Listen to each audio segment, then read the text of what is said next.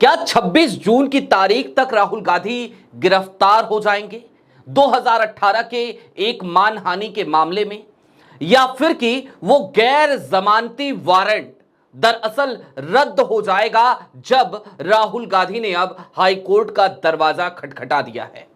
और इन सब के बीच सवाल यह भी कि जब एक तरफ राहुल गांधी की एक याचिका हाई कोर्ट में लंबित थी, उसी समय पे अचानक से गैर जमानती वारंट एक निचली अदालत ने कैसे जारी कर दिया।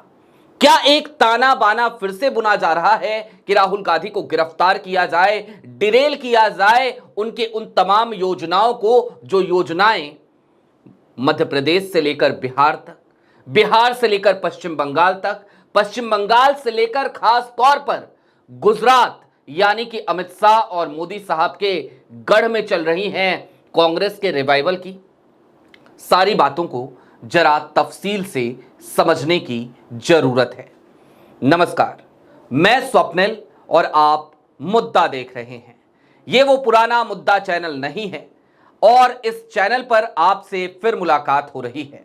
मुद्दा इस वक्त हमारे पास नहीं है, उस चैनल को डिलीट किया जा चुका है।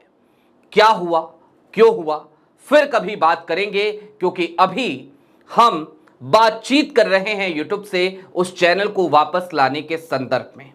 लेकिन आगे बढ़ने से पहले वही छोटी सी अपील, मुक्त आवाजों के साथ इस तरीके की परेशानियां आए दिन लगी रहती हैं। कई बड़े क्रिएटर्स भी इस समय इसी तरीके की परेशानी का सामना कर रहे हैं। एक और बड़े क्रिएटर हैं, वो 7 दिन का बैन झेल रहे हैं। इन सब के बीच अपील ये कि यदि आप चाहते हैं कि मुक्त आवाजें यूं ही इन तमाम पाबंदियों के बाद भी बोलती रहें, तो छोटी छोटी मदद मुद्दा की जरूर कीजिएगा। एक तरफ बीते कुछ महीनों से हमारे बैंक अकाउंट्स फ्रीज चल रहे हैं, तो अब हमारा मेन चैनल अगले कुछ दिनों तक हमारे पास नहीं है, हो सकता है कभी वापस भी ना आ सके। इस चैनल को भी सब्सक्राइब जरूर कीजिएगा। ये मदद पहुंचाने के लिए आप स्क्रीन पर दिख रहे क्यूआर कोड या फिर के नीचे दिख रहे यूपीआई नंबर का इस्तेमाल कर सकते हैं। आगे बढ़ते हैं, ज्यादा वक्त ले लिया इस अपील के लिए, इसके लिए माफी चाहता हूं। दोस्तों, राहुल गांधी के खिलाफ गैर जमानती वारंट गुरुवार को जारी कर दिया झारखंड के चाईबासा कोर्ट में। यह मामला दरअसल 2018 का है। 2018 में कांग्रेस अधिवेशन में राहुल गांधी ने भारतीय जनता पार्टी पर तल्ख टिप्पणी करी थी। उस तल्ख टिप्पणी के बाद भावनाएं आहत हो जाती हैं भारतीय जनता पार्टी के नेता प्रताप कटियार की, और वो मानहानि का मुकदमा दायर कर देते हैं। वैसे भी राहुल गांधी के ऊपर मानहानि का मुकदमा हो, ये कोई नई बात तो नहीं है। राहुल गांधी के ऊपर 2 दर्जन से ज्यादा मुकदमे चल रहे हैं और 80, 85 या शायद 90% मामले तो मानहानि से ही जुड़े हुए हैं। कभी सावरकर मानहानि मामला, कभी मोदी सरनेम मामला, तो कभी अमित शाह मानहानि मामला। ये खबरें लगातार सुर्खियों में आती ही रहती हैं। अब इस पर्टिकुलर केस पर आ जाइए। झारखंड के चाईबासा कोर्ट ने गैर जमानती वारंट जिस समय पर जारी किया, उस समय पर आपको एक बात की जानकारी होनी बेहद आवश्यक है। हाई कोर्ट में राहुल गांधी ने एक याचिका दायर की थी। उससे पहले चाईबासा की उस निचली अदालत में भी राहुल गांधी ने वो याचिका दायर की थी, जिसको खारिज कर दिया गया था। और समझने के लिए ज्यादा आसान भाषा में आपको पुणे तक चलना होगा। पुणे का एक मामला भी देखना होगा जो इन दिनों लगातार सुर्खियों में है। पुणे की एमपी एमएलए कोर्ट में सावरकर मानहानि मामला चल रहा है। पुणे की एमपी एमएलए कोर्ट में राहुल गांधी ने व्यक्तिगत पेशी से छूट देने की अपील करी थी। पुणे की एमपी एमएलए कोर्ट ने उनकी उस याचिका को स्वीकार कर लिया और उन्हें छूट दे दी। यानी कि राहुल गांधी को पर्सनली कोर्ट में हाजिर होने की, व्यक्तिगत रूप से पेश होने की कोई जरूरत वहां पर नहीं है। राहुल गांधी का प्रतिनिधित्व वहां पर उनके वकील कर रहे हैं। चाईबासा की इस निचली अदालत में भी इस मानहानि मामले में राहुल गांधी ने वही याचिका लगाई थी, लेकिन उस याचिका को चाईबासा कोर्ट ने खारिज कर दिया। उसके बाद राहुल गांधी इसी याचिका को लेकर हाई कोर्ट पहुंचते हैं, झारखंड हाई कोर्ट पहुंचते हैं और वहां पर कहते हैं कि मुझे दरअसल छूट चाहिए व्यक्तिगत पेशी से। अभी वो याचिका हाईकोर्ट में लंबित होती है, इसी बीच में खबर आ जाती है कि झारखंड की चाईबासा कोर्ट ने एक वारंट जारी कर दिया है। नॉन बेलेबल वारंट, NBW, गैर जमानती वारंट। और गैर जमानती वारंट जारी करने का मतलब क्या होता है, अब जरा यह भी जान लीजिए। यदि किसी अदालत ने किसी भी व्यक्ति को लेकर गैर जमानती वारंट जारी कर दिया है तो पुलिस के पास यह अधिकार आ जाता है कि पुलिस उस व्यक्ति को गिरफ्तार करे और गिरफ्तार करके कोर्ट में पेश करे, और उसके बाद कोर्ट डिसाइड करेगी कि उस व्यक्ति को जमानत देनी है या फिर कि हिरासत में भेज देना है। यानी कि गिरफ्तारी की तलवार राहुल गांधी पर गुरुवार के दिन लटका दी गई थी।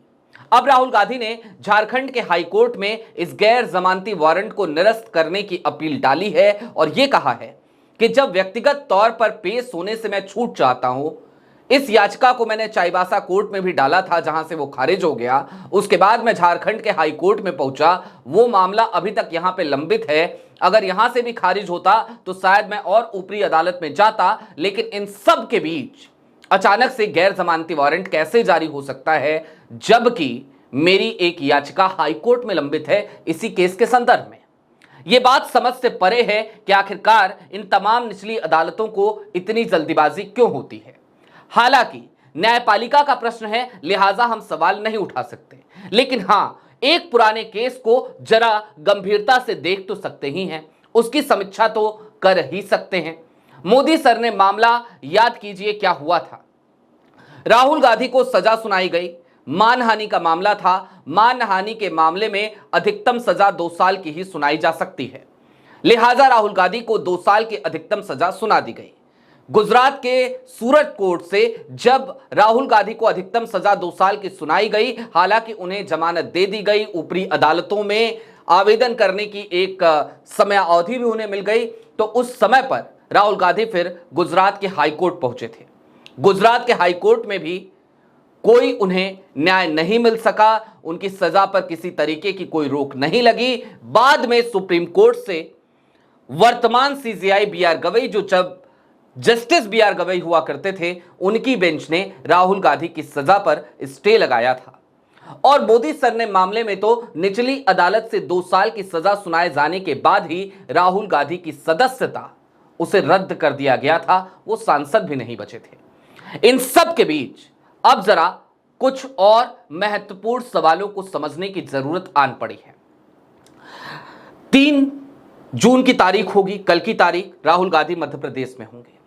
4 जून की तारीख हरियाणा के लोगों से बातचीत करेंगे। 6 जून की तारीख बिहार में पहुंचेंगे।